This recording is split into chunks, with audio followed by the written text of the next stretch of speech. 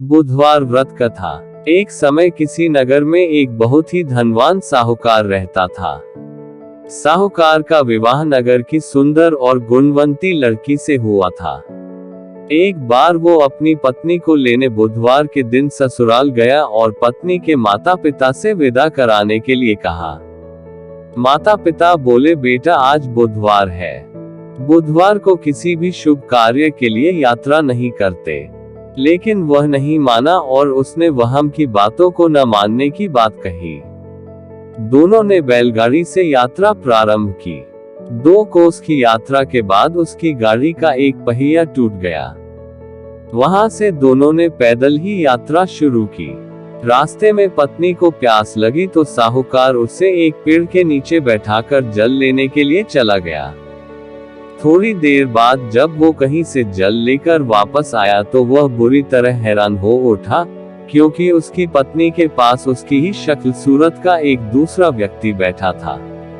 पत्नी भी साहूकार को देखकर हैरान रह गई। वह दोनों में कोई अंतर नहीं कर पाए। साहूकार ने उस व्यक्ति से पूछा, तुम कौन हो और मेरी पत्नी के पास क्यों बैठे हो? साहूकार की बात सुनकर उस व्यक्ति ने कहा, अरे भाई, यह मेरी पत्नी है। मैं अपनी पत्नी को ससुराल से विदा करा कर लाया हूँ, लेकिन तुम कौन हो जो मुझसे ऐसा प्रश्न कर रहे हो? साहूकार ने लगभग चीखते हुए कहा, तुम जरूर कोई चोर या ठग हो। यह मेरी पत्नी है, मैं इसे पेड़ के नीचे बैठाकर जल लेने गया था। इस पर उस व्यक्ति ने कहा, अरे भाई, झूठ तो तुम बोल रहे हो। पत्नी को प्यास लगने पर जल लेने तो मैं गया था। मैं तो जल लाकर अपनी पत्नी को पिला भी दिया है। अब तुम चुपचाप यहाँ से चलते बनो, नहीं तो किसी सिपाही को बुलाकर तुम्हें पकड़वा दूंगा। दोनों एक दूसरे से लड़ने लगे। उन्हें लड़ते देख बहुत से लोग वहां एकत्र हो गए। नगर के कुछ सिपाही भी वहां आ गए। सिपाही उन दोनों को पकड़कर राजा के पास ले गए। सारी कहानी सुनकर राजा भी कोई निर्णय नहीं कर पाया। पत्नी भी उन दोनों में से अपने वास्तविक पति को नहीं पहचान पा रही थी। राजा ने उन दोनों को कारागार में डाल देने को कहा। राजा के फैसले को सुनकर असली साहूकार भयभीत हो उठा। तभी आकाशवाणी हुई, साहूकार, तूने माता पिता की बात नहीं मानी और बुधवार के दिन अपनी ससुराल से प्रस्थान किया। यह सब भगवान बुद्धदेव के प्रकोप से हो रहा है।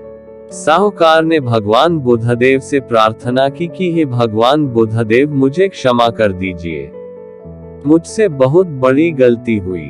भविष्य में अब कभी बुधवार के दिन यात्रा नहीं करूंगा और सदैव बुधवार को आपका व्रत किया करूंगा। साहूकार की प्रार्थना से प्रसन्न होकर भगवान बुद्धदेव ने उसे क्षमा कर दिया। तभी दूसरा व्यक्ति राजा के सामने से गायब हो गया। राजा और दूसरे लोग इस चमत्कार को देखकर हैरान हो गए। भगवान बुद्धदेव की अनुकंपा से राजा ने साहूकार और उसकी पत्नी को सम्मानपूर्वक विदा किया। कुछ दूर चलने पर रास्ते में उन्हें बैलगाड़ी मिल गई। बैलगाड़ी का टूटा हुआ पहिया भी जुड़ा हुआ था। दोनों उसमें बैठकर नगर की ओर चल दिए। साहूकार और उसकी पत्नी दोनों बुधवार का व्रत करते हुए आनंदपूर्वक जीवन यापन करने लगे। भगवान बुद्धदेव की अनुकंपा से उनके घर में धन संपत्ति की वर्षा होने लगी। जल्द ही उनके जीवन में खुशियां ही खुशियां भर गई।